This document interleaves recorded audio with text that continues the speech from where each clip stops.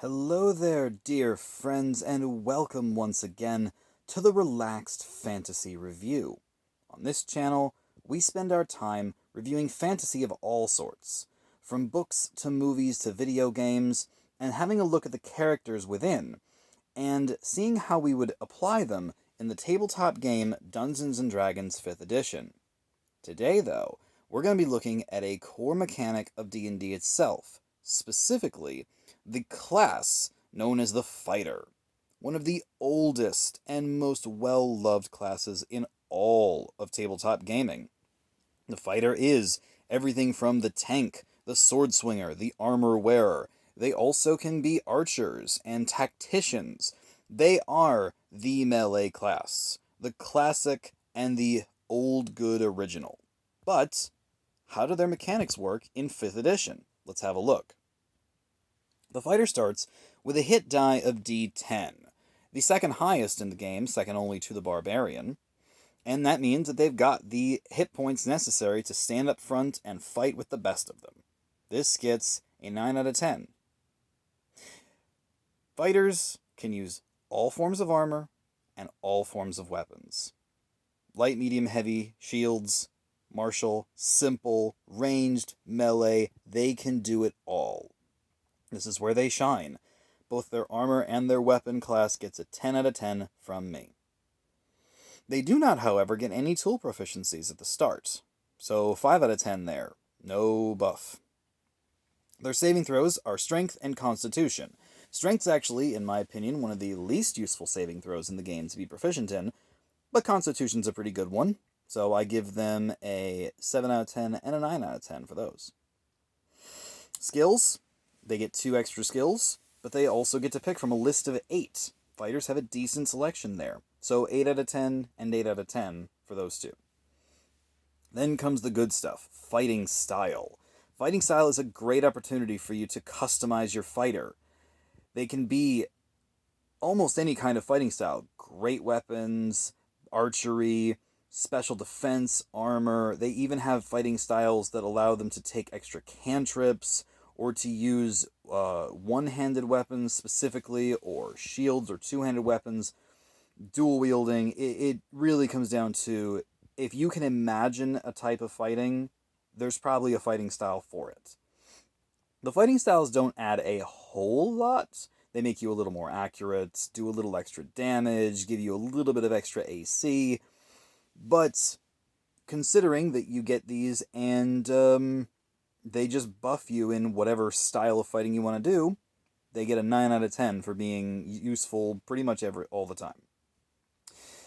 Fighters also get a special power called Second Wind. This is a self-healing power, which lets them, once per short or long rest, heal themselves for a certain amount of health. Helpful in a pinch, for sure. It means you don't have to necessarily use your healing potion or your healing spells. It's a shame you can only use it on yourself, but then again, it's Second Wind. What would you expect? I give this ability an 8 out of 10.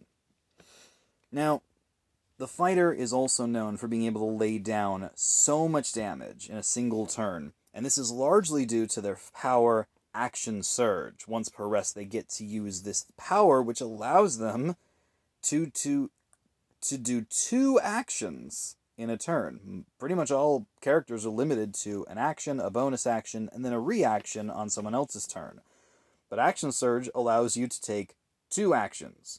So instead of just moving and attacking, or moving and dashing, or disengaging and moving, now you can dash and attack. Or if you're in the middle of melee combat, you can take the attack action twice and just slam an opponent. This is great when you have advantage and just want to lay down as much damage as possible.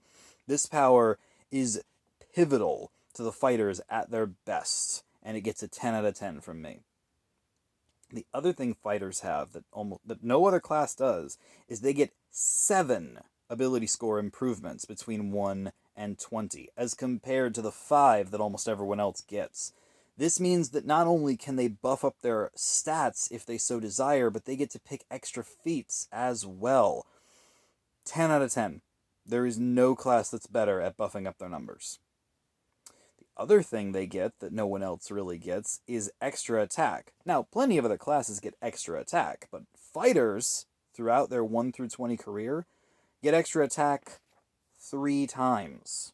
This means that when they first get it, they can make 2 attacks whenever they take the attack action, but later on, they can make 3 attacks, and eventually, at the highest levels, they can make 4. Picture this for a moment. A fighter, highest levels, 4 attacks in 1 attack action. Then action surges, attacks with both of them. Now he's attacking 8 times in 1 turn, and he still hasn't even moved or used his bonus action.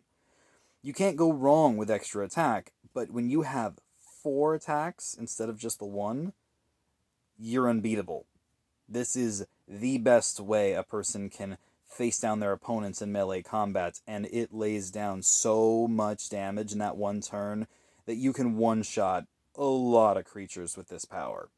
10 out of 10. The final power they get at the highest levels is the reroll saving throw feature Indomitable, which allows you to reroll failed saving throws. Rerolling saving throws is nice, especially when you're facing down someone who is attacking you with magic instead of just hitting you straight up against your armor.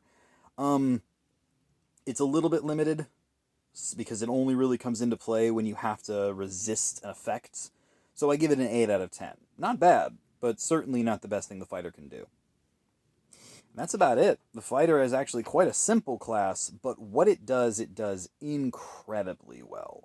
When the numbers get crunched, fighters get a 9 out of 10. Obviously, the subclasses add quite a bit of variety and a lot of speciality to the fighter, but the core class alone is amazing. And honestly, if you had to pick a core class and you didn't choose a subclass for some reason, the fighter would be one of the best to choose.